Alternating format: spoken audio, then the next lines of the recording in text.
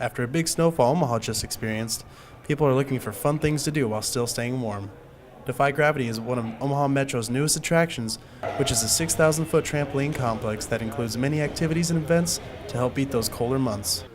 Special events right now, we're working on getting volleyball leagues going in here, but we do have dodgeball leagues that start up on February 23rd, I believe, and then we're going to also have a volleyball league with the same thing, but that hasn't started yet. In addition to the trampoline complex, Defy Gravity also allows you to recreate your favorite spy movies in what they like to call the vault. The best way to describe it is that you think of it like a bank vault, and so you enter the room, and right when you enter, you tripped off a silent alarm and all the lasers come on. So you got to hurry up as fast as you can, get through, and get back to get out and away from the cops before they get there.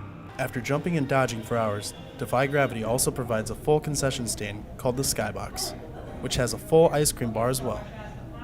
With TVs located all around the complex, it makes it easy for you to keep an eye on your little ones as they join in on the jump sessions, which run every half hour. Not only is this a great way to stay out of the cold, but it also hosts party rooms for birthdays and gatherings. This is their 4th week since the grand opening, and since then, the trampoline complex is jumping with business. For UNO TV, I'm Robby Pinkelman.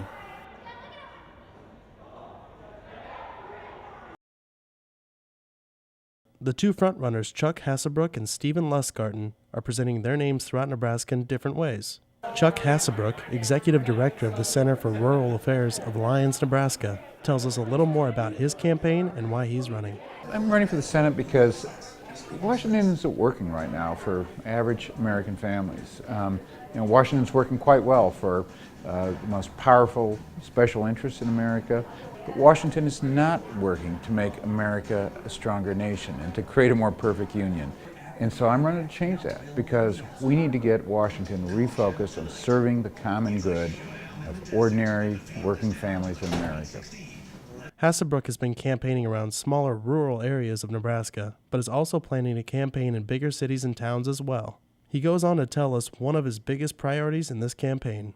We need to get Washington moving away from simply subsidizing the most powerful interest in America and get Washington refocused on investing in creating a future in rural America, in all of Nebraska, in all of our nation. Local Omahaan and filmmaker Steve Lustgarten, the second frontrunner for the Senate seat, tells us why he is running for the position.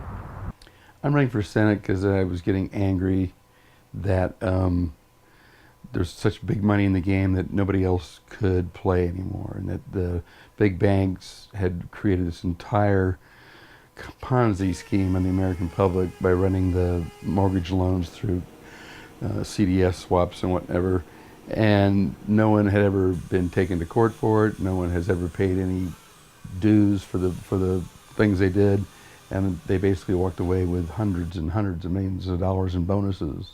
Lustgarten has been campaigning in many different ways. One tactic is focusing on going to clubs, bars, and hangout spots to focus on the younger crowd and to tell them why it's important to vote. For the Omaha News, I'm Robby Pinkelman.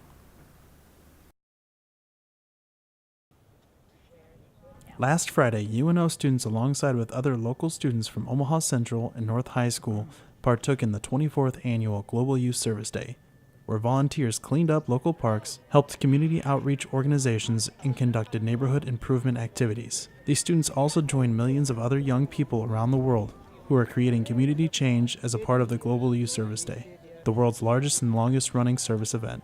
Graduate assistant from the Student Community Leadership and Service Office at UNO, Lindsay Scott tells us what UNO was focused on for the Global Youth Service Day. To inform youth and adults about critical issues that face our world, such as hunger, recycling, conservation, ecology, refugees is a big issue, so that's what we were focusing on today. The Global Youth Service Day was formed in 1988 with the sole purpose to promote children and youth ages 5 to 25 to get involved with community organizations, schools, and faith-based organizations to implement service projects. Assistant Director of the Service Learning Academy and American Humanics, Kathy Lyons, tells us what else was going on in the metro area for the Global Youth Service Day. Community gardening, beautification of some areas, including a community garden at Lewis and Clark. Western Hills did some cleanup and some continuing learning centers out in their garden and other places as well. Throughout the day, students and youth were involved with the Walk for Refugees in conjunction with the United Nations High Commissioner for Refugees Hike, service activities throughout the Omaha community, learning stations, and service activities at Turning Point Youth Center, located at 3223 North 45th Street. For the Omaha News, I'm Robby Pinkelman.